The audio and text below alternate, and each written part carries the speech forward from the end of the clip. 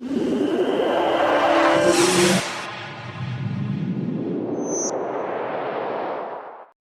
जो देश में वर्तमान में सरकार चल रही है वो जिस प्रकार से चल रही है उनका षड्यंत्र है संविधान खत्म करने का। देश में जो किसान हैं उनको खत्म करने का। आज देश में किसान अपनी आवाज उठाने के लिए सड़कों पर है, एमएसपी की मांग के लिए सड़कों पर है।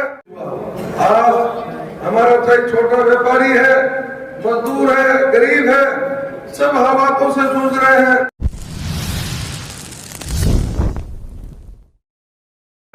कि हम मिलकर ये चुनाव लड़ेंगे और इस जो केंद्र की सरकार है, भारतीय जनता पार्टी की सरकार है, उसको मुंह तोड़ जवाब देंगे। साथियों, ये सही बताया है वर्मा जी ने कि जो देश में वर्तमान में सरकार चल रही है वो जिस प्रकार से चल रही है उनका षड्यंत्र है संविधान खत्म करने का, लोकतंत्र खत्म करने का और देश में जो किसान हैं उनको खत्म करने का। जो देश की सबसे बड़ी ताकत है, देश का किसान, देश का मजदूर, उसको कमजोर करने का जो षड्यंत्र चल रहा है वो कोई छुप कर नहीं, सरेआम दिखाई दे रहा है। आज देश में किसान अपनी आवाज उठाने के लिए सड़कों पर है, एमएसपी की मांग के लिए सड़कों पर है। जो सरकार ये बात कहती थी कि हम फसलों के भाव दोगुने करेंगे, जो गरीब है उसकी गरीबी मिटा देंगे और आने वाले समय में जो गरीब छोटे दुकानदार हैं उनका भला कर देंगे, लेकिन हुआ उसके क्या, उसके विपरीत हुआ। आज हमारा चाहे छोटा व्यापारी है, मजदूर है, गरीब है, सब हालातों से जूझ रहे हैं।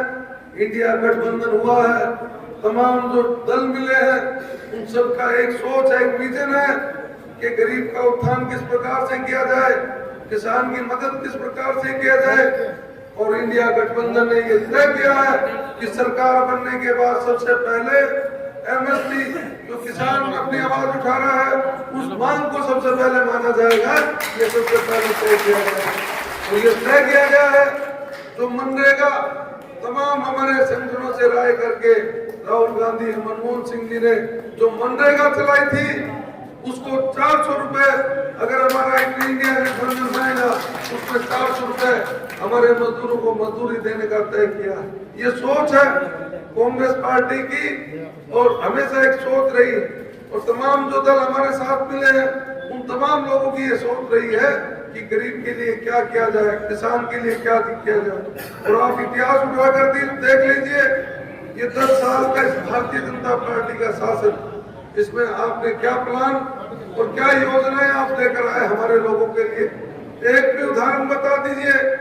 कच्चे से पक्के मकान बनाने की योजना, तमाम योजनाएं हमारे टाइम में शुरू हुई, मनरेगा शुरू हुई और लोगों को राशन देने की जो योजना, पेंशन देने की जो योजना, तमाम योजनाओं को हमने लागू किया।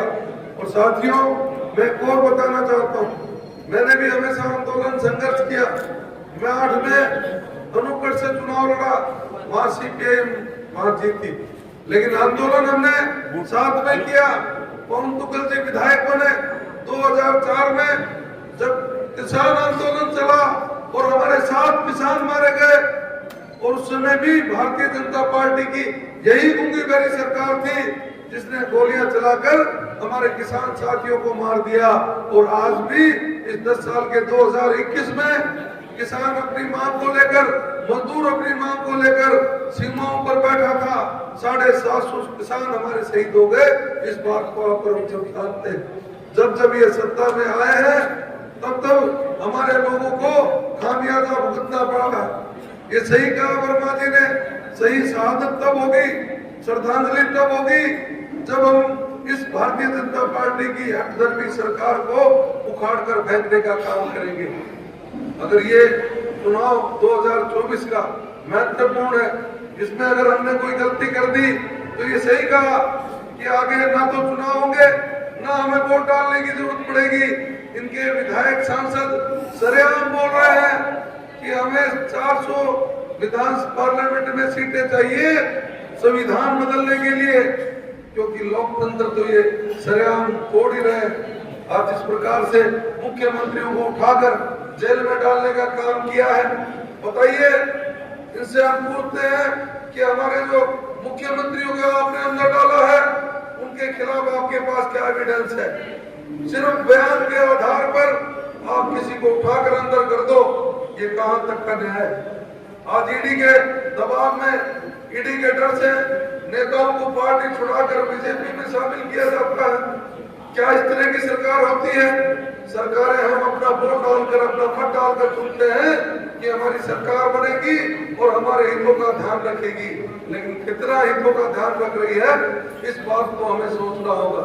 साथियों, ये चुनाव हम सबको मिलकर लड़ना है और तमाम मजदूर संगठन, आपके सीपीआईएम, आम पार्टी, आरएलपी, तमाम लोगों के तमाम साथी हमें मिल रहे हैं। मैं तमाम साथियों का साधुवाद करना चाहूंगा, धन्यवाद करना चाहूंगा कि तमाम लोग साथ लगकर इस लड़ाई में शामिल है और इस भारतीय जनता पार्टी की सरकार को 19 तारीख को वोट डालकर इस भारतीय जनता पार्टी की सरकार को उखाड़ने का काम करेंगे।